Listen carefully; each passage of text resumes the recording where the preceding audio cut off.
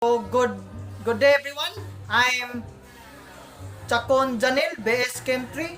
Now I will discuss or explain the topic I will choose in forensic chemistry and toxicology is the chapter 1, the introduction of forensic chemistry and toxicology.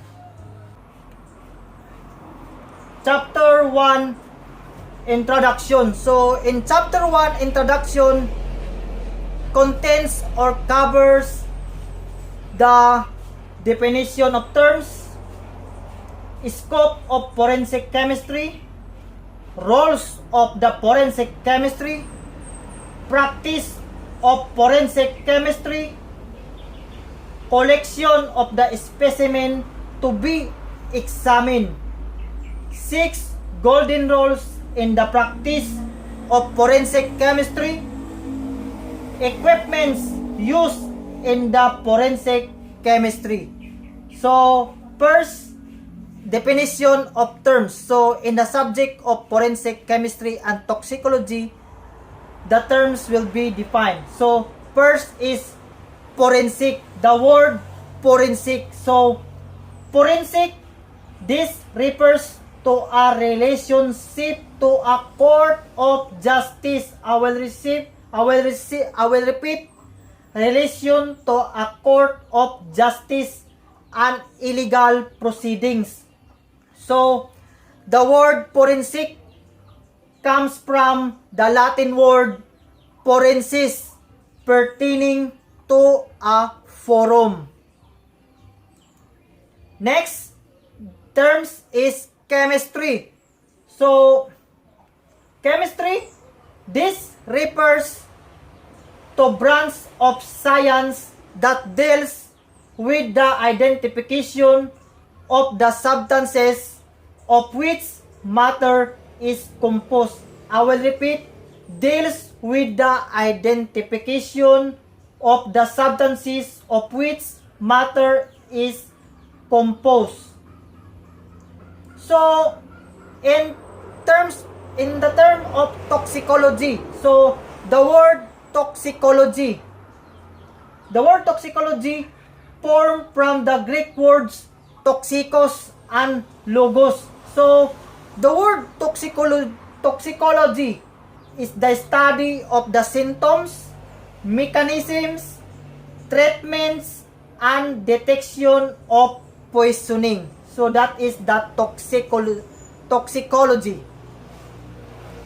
So when they combine the word forensic and chemistry. So forensic chemistry, this refers to the branch of chemistry that deals with the application of chemical principles in the solution of problems that arise in connection with administration of justice. So that is the forensic chemistry, the application of chemical principles in the solution of problems and with arise the connection of the administration of justice. So that is the forensic chemistry. So next is scope of forensic chemistry. So there are the scope of forensic chemistry: the chemical side of investigation, analysis of material leading to legal proceedings. So not only purely chemical questions but aspects of forensic science. I will repeat, not only purely chemical questions but aspects of forensic science. So that is the scope of forensic chemistry. So there are the roles of forensic chemistry. So for the roles of forensic chemistry, there are 2: speedy investigation and solution of crimes. So excuse me, we all know that if cases of evidence is submitted and if the subjected to a forensic chemistry or toxicology analysis, there will be a starting point for an investigator to locate the perpetrators or to have a starting point in order to investigate the crime that is perpetrated happens. So the investigation will now speed up, and of course, if the investigation will speed up, the solution of crimes will follow. I will repeat, if the investigation will speed up, the solution of crimes will follow. So next is the stages in the practice of forensic chemistry. So in the stages of the practice of forensic chemistry, there are the 4 stages. So first is the collection or perception of the specimen. Second, the actual examination. Third, the communication of the results of the examination. And the fourth is the court appearance. So in what way the specimen to be examined? So the way of proper collection, preservation, and transportation of specimens. So in collection of specimen to be examined is the proper of collection, preservation, and transportation of specimens are essential in the investigation of a crime. Hence, whenever possible, the chemist should personally collect all specimens necessary for the examination.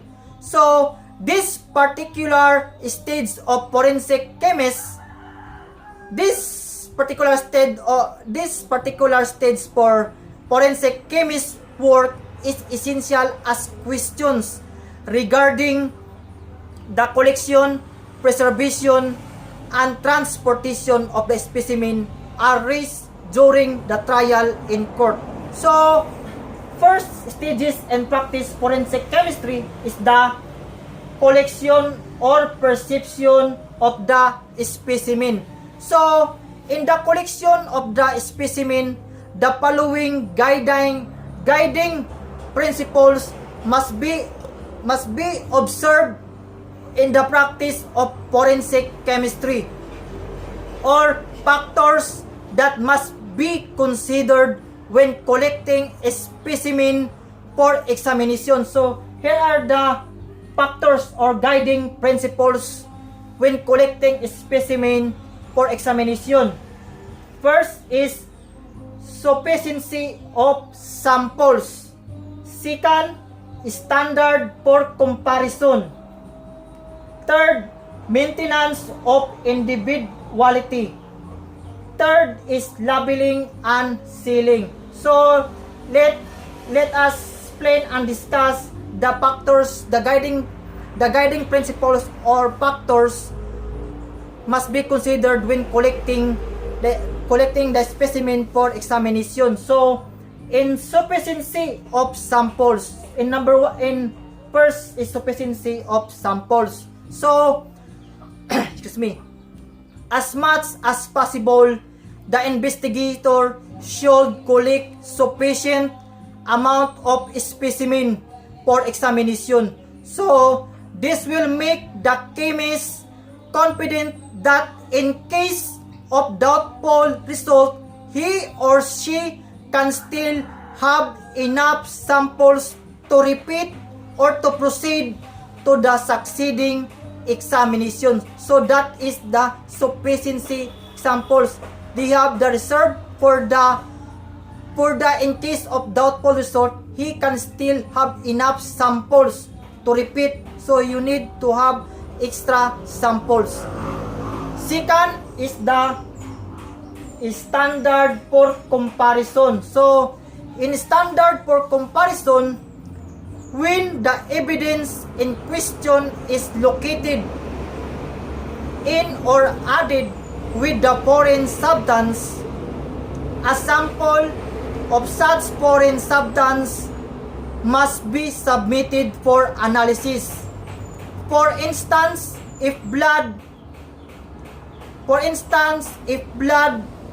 is found in linoleum, a sample of unstained linoleum must be submitted together with the stained portion. In cases of adulteration or unfair trade competition, a genuine sample must be submitted for comparison. In the examination of hair, textile fiber, soil, etc., standard sample must be submitted for comparison. So that is the standard for comparison. So next, the third is maintenance of individuality. So in maintenance of individuality, each piece of evidence must be collected and preserved as a separate sample. So there must be no mixing. I will repeat, in piece of evidence must be collected and preserved as separate sample. There must be no mixing or intermingling of specimen collected from different collections. For the reasons for the mixing, you need to separate for the reason to do not mix the specimen, as well as those of standard specimens. So that is the maintenance of individuality. The last factors or guiding principles that must be considered in collecting specimen for examination is the labeling and sealing. So in labeling and sealing, it is a well-settled rule that evidence will have no value in court in spite of the good report of the expert if the specimen cannot be identified by the reason of improper labeling. So you must be careful. You must be put a label. You must be put the labels. If the specimen cannot be identified by the reason of improper labeling, so you need to put proper labeling of specimen. So small fragments should be enclosed in proper specimen boxes or container, and the boxes should be sealed. I will repeat, if you put a specimen in boxes and container, the boxes or container should be sealed.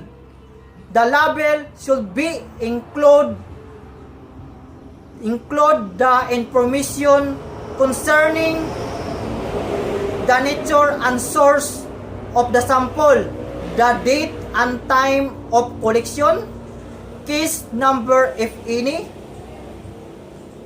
a name of the person collecting the samples. So that is the labeling and sealing. So I will repeat the general explanation or the general discussion of these factors that must be considered in collecting specimen for examination. So insufficiency of samples, the police or the investigator is usually inclined to be niggardly in taking samples. So this mistake should be avoided. I will repeat, insufficiency of samples, this mistake should be avoided. Second is standard for comparison. So standard comparison if the evidence in question is found in the presence of foreign substance. A sample of the foreign substance must be submitted for analysis. So that is the standard for comparison. Next, the third is maintenance of individuality. So its evidence must be collected and preserved as a separate sample. There must be no mixing. I will say earlier that there must be no mixing or intermingling of unknown to unknown level of specimen. So that is the maintenance of individuality. So the last factors and guiding principles must be considered in collecting specimen for examination is labeling and sealing. So evidence will have no value the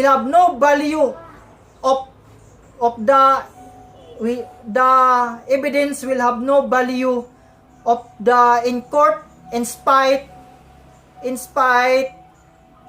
of the good report of the expert if the specimen cannot be identified and possibility of tampering excluded. So that is the labeling and sealing. So that is the factors of collection of perception of specimen must be considered for the examination. The sufficiency of samples, standard for comparison, maintenance of individuality, labeling and sealing. So that is the first stages belong. So the second stages in practice of forensic chemistry is the actual examination. So in actual examination of the specimen, so there are the steps to how to actual examination of the specimen. So the first steps in the examination of an article, so is to scrutinize it carefully and write down in the laboratory logbook or record book with a complete description of the internal appearance, including the manner in which it is secured of particulars of the sealing. So if possible, take a photograph of the specimen, including the inner wrappings, and take note of its descriptions. So a detailed description of the appearance of the contents of the package should be noted and recorded. So all wrappers must be kept and preserved, since questions concerning them may be raised in court during trial. So the second step is in the examination, in the actual examination, is to measure or weigh the object, and all measurements and weights should be entered in the laboratory logbook or record book. So the specimen should be then be placed in the proper container or wrapper. I will repeat, the specimen should then be placed in the proper container or wrapper and must be kept in the proper evidence room.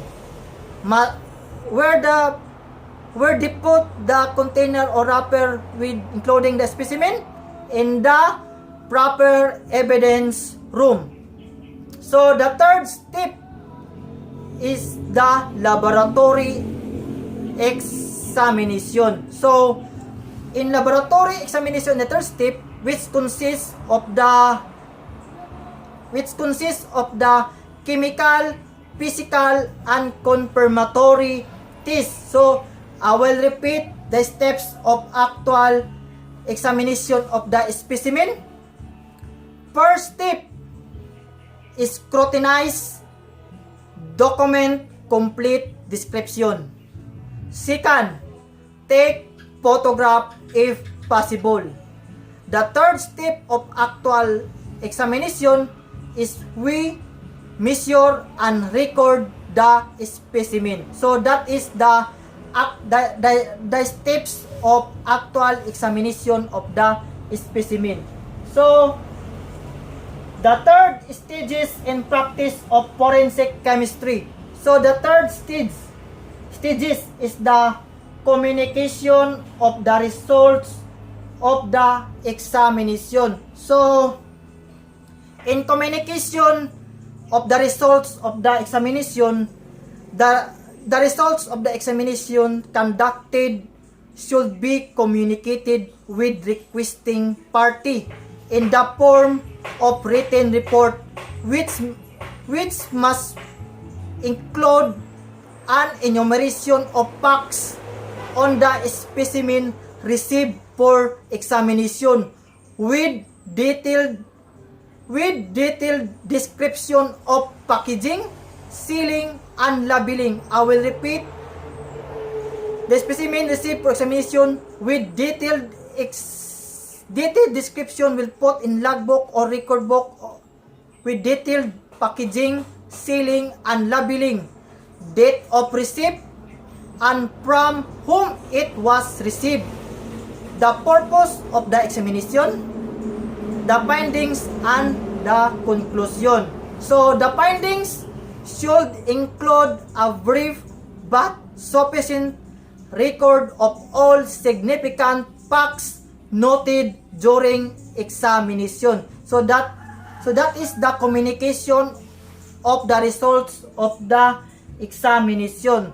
So the last stages of the practice of forensic chemistry is the court appearance. So in court appearance, the written report of forensic chemist is usually supplemented by testimonial evidence in a later date if the case is brought to court or the fiscal's office.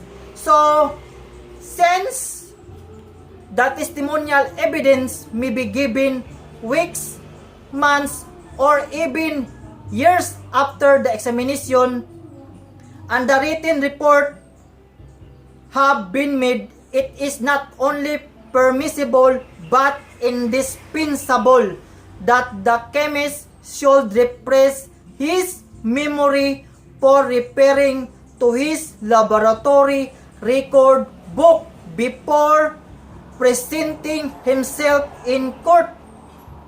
In court appearance, the witness must be composed and as much as possible avoiding being irritated by upbraiding of the opposite counsel. So that is the court appearance, the last stages in the practice of forensic chemistry. So I will repeat the 4 stages in the practice of chemistry. First is the collection or perception of the specimen. Second, the actual examination of the specimen. Third, the communication of the results of the examination. And the last stages is the court appearance. So that is the 4 stages in the practice of forensic chemistry. Next is the role of forensic chemist in the scientific investigation. So the first role conducts qualitative and quantitative determination of abuse drugs as well as volatile substances. Next rule conducts chemical examination of explosives and or explosives ingredients. So that conclude the ingredients or the chemical substances that will be examined. Number 3, conducts examination of paraffin, gas, and firearms to to determine the presence of gunpowder nitrate. So that is included in gun in bullets that inside, that is they have a chemical, so they can examine or the paraffin cast of firearms. Fourth is conducts gunpowder examination on clothing for possible gunshot range. So this will be conducts examination for gunshot range. Number 5, conducts toxicological examination of human internal organs, gastric contents, blood, water, food sample, and other competition. So that is in our body. So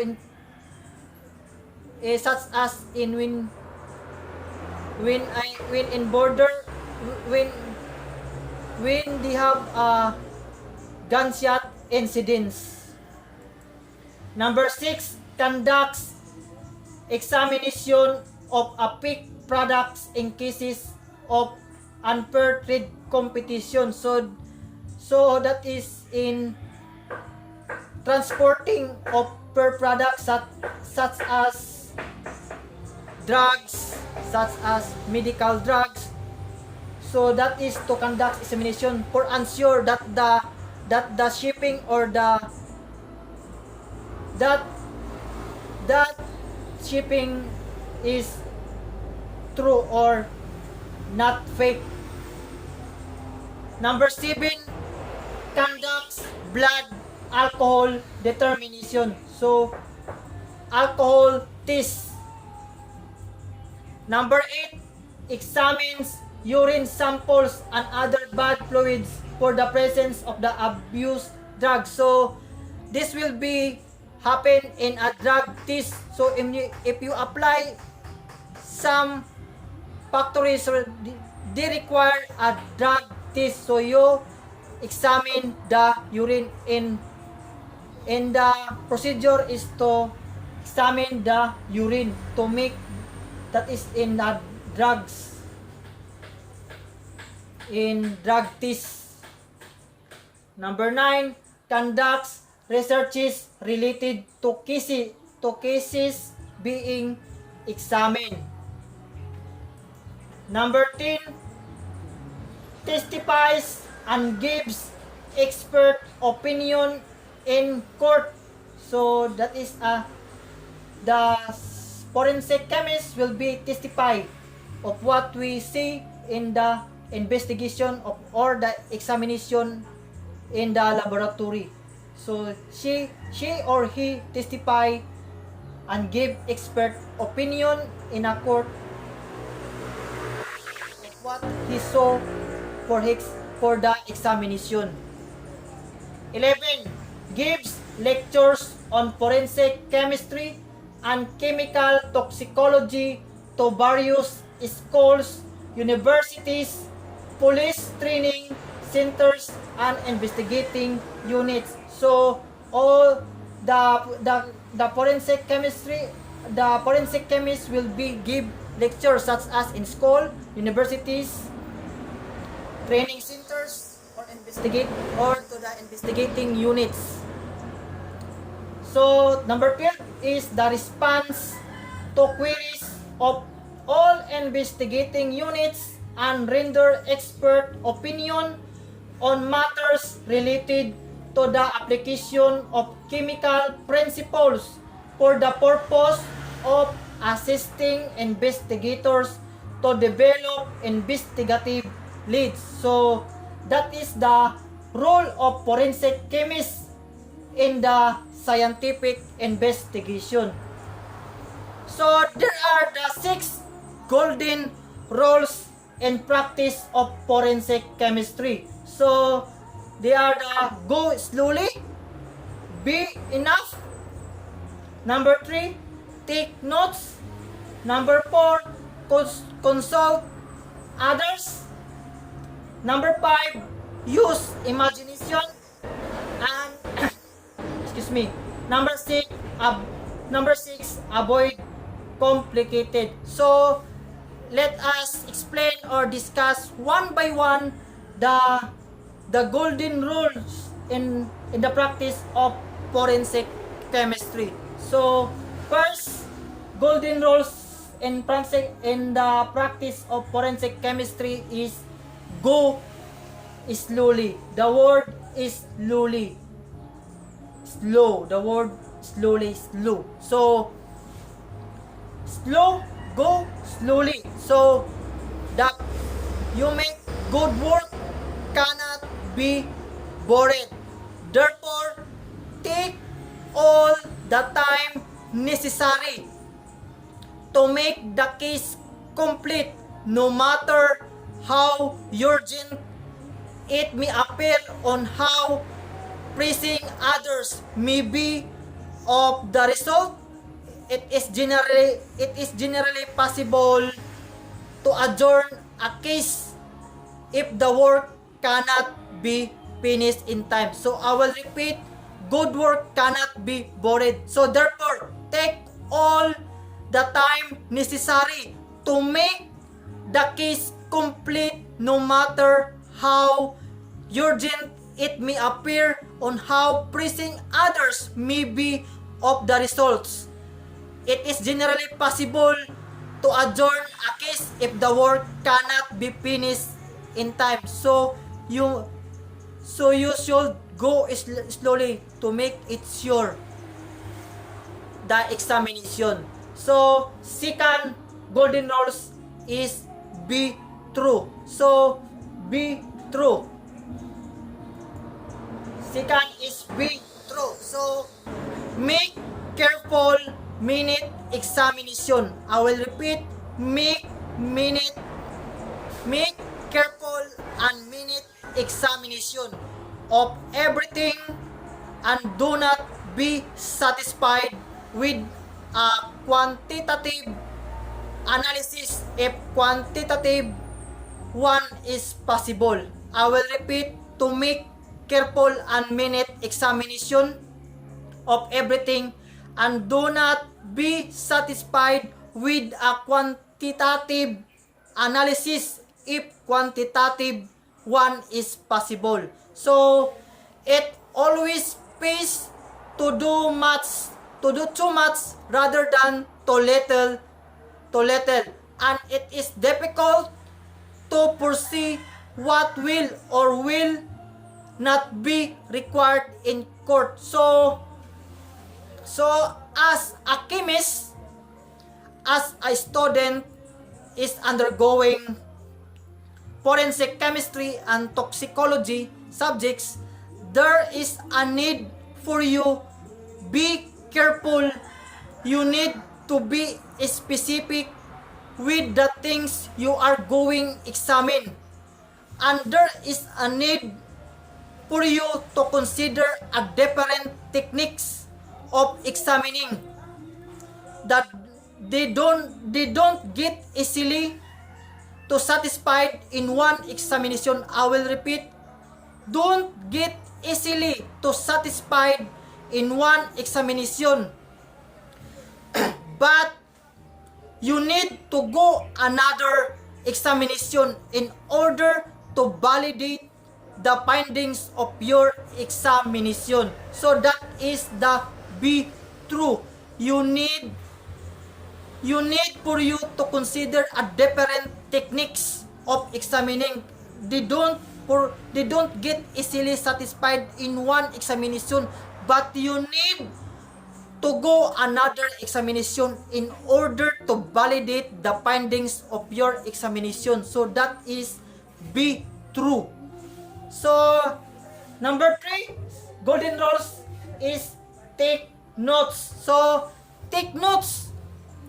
Keep a full, neat and clean record of everything seen and done. So in that way that we need a things, or we need it book as to be reminded. So you need a book record as to be reminded as what are the results analysis that being conducted.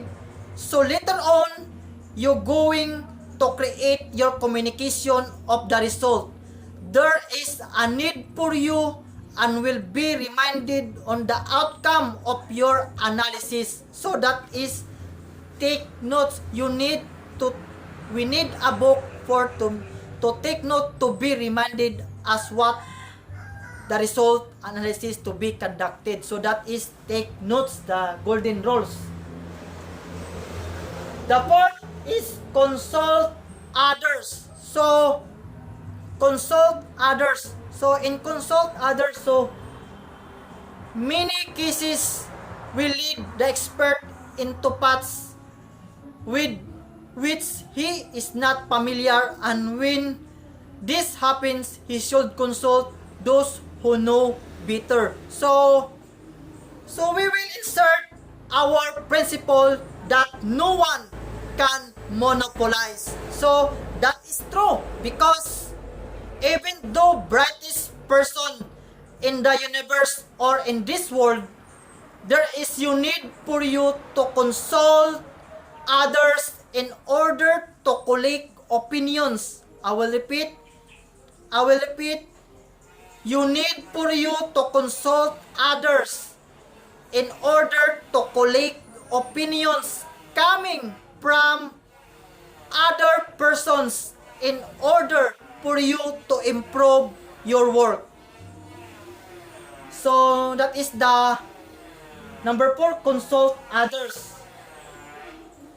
Number 5, use imagination. So in use imagination, an expert with a wide and uncontrollable imagination is considered as the most dangerous creature. Through his being imaginative is sometimes useful. An expert witness does not have to be solely imaginative, but he has to be skilled in the field of forensic science. He must bear witness within the limits of science. So you can use your imagination as your deductive way in order for you to look upon your next step by using your imagination. So that is the number 5 golden rules. Use imagination. Number 6 golden rules in forensic of chemistry is avoid complicated theories. So in avoid complicated theories, the simplest explanation is fundamentally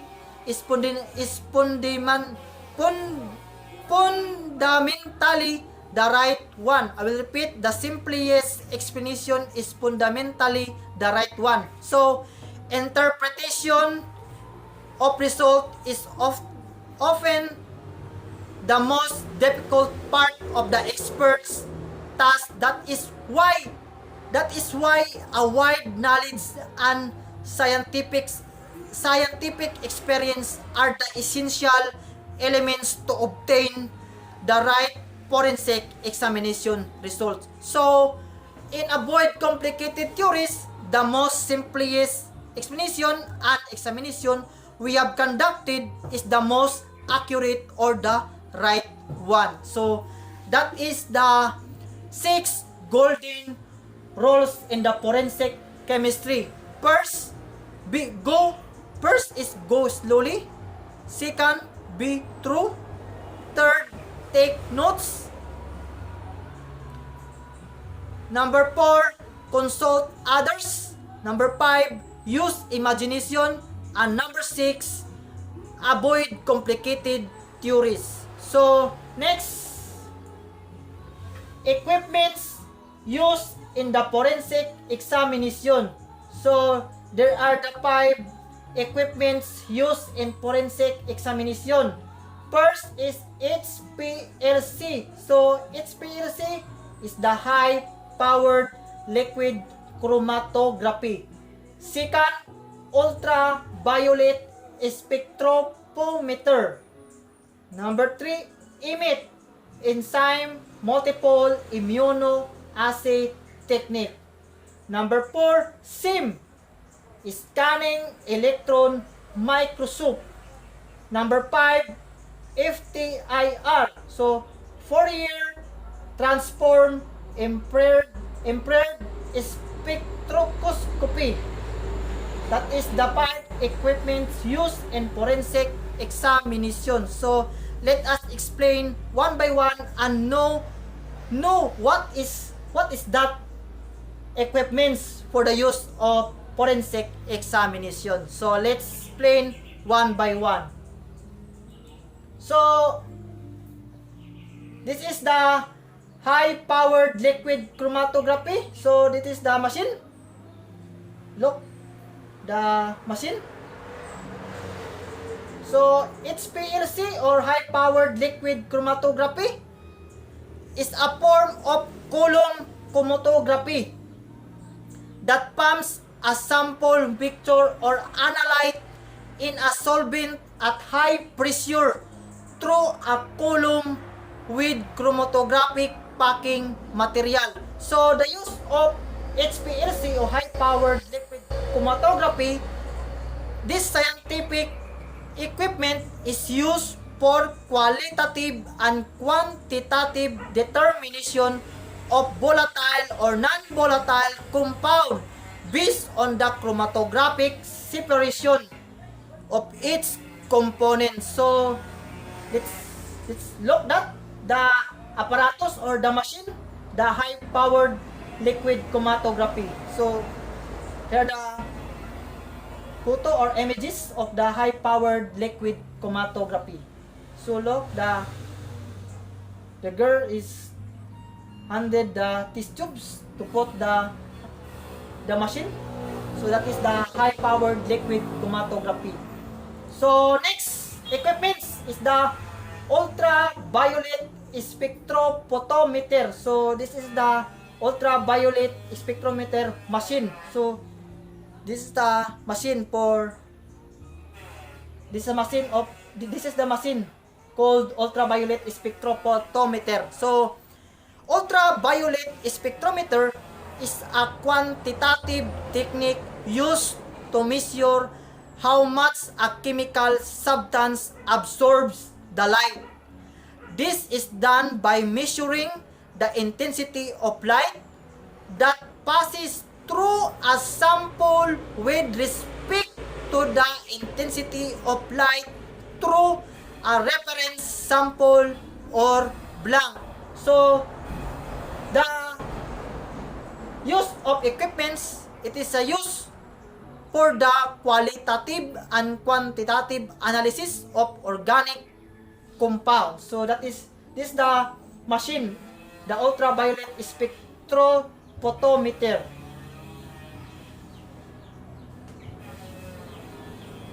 So next is EMIT.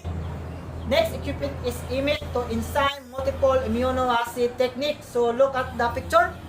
This is the enzyme multiple immunoassay technique machine or equipment for use for the forensic examination.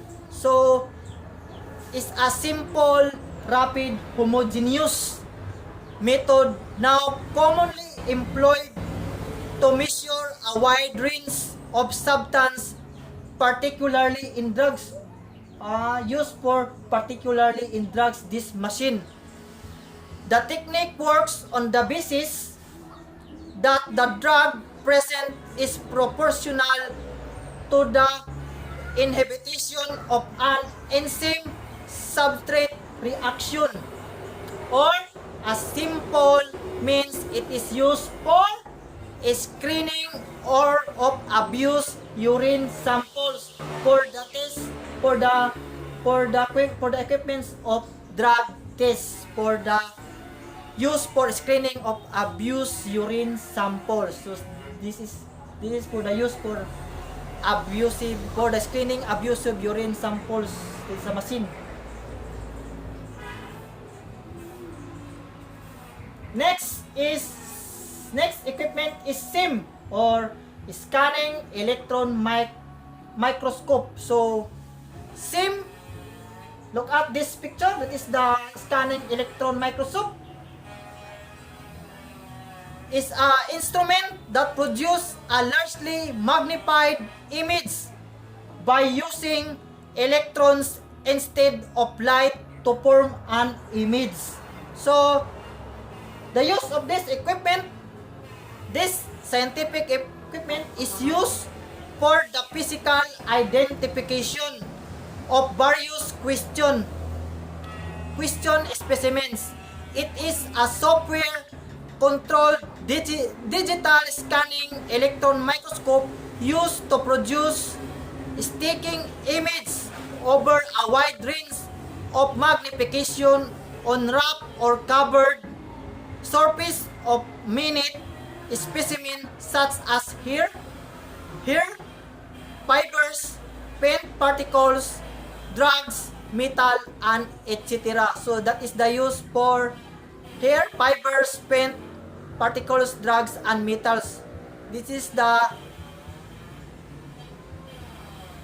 scanning electron microscope. Next equipment is FTIR, or called for Fourier transform infrared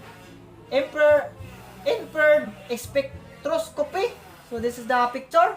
This is the machine image, or the machine picture. Look, this to be familiar for you. This is a technique used to obtain an infrared spectrum of absorption or emission of solid, liquid, or gas. So, an Fourier transform infrared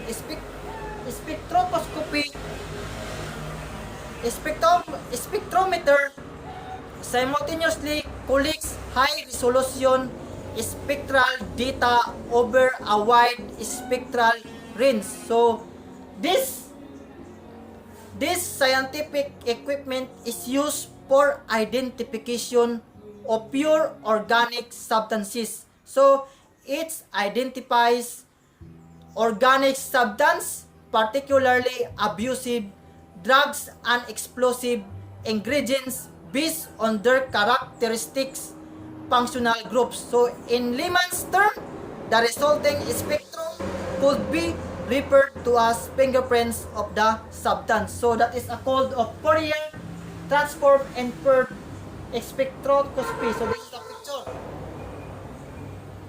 So I will repeat the equipments used in the forensic chemistry.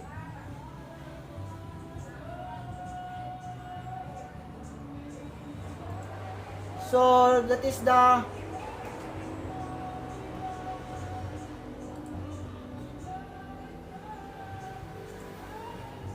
this is the high powered liquid chromatography. This is the machine of this is the high powered liquid chromatography. So look. Next is the ultraviolet spectrophometer. So this is the equipment picture or equipment image of ultraviolet spectrophometer. Enzyme multiple amino acid technique. So this is the picture. Scanning electron microscope. So this is a picture. Last is FTR, Fourier transform infrared spectroscopy. So that is the 5 equipments used in the forensic examination. So that's all my topic, the introduction of forensic chemistry in chapter 1. Thank you for listening and watching. God bless us all.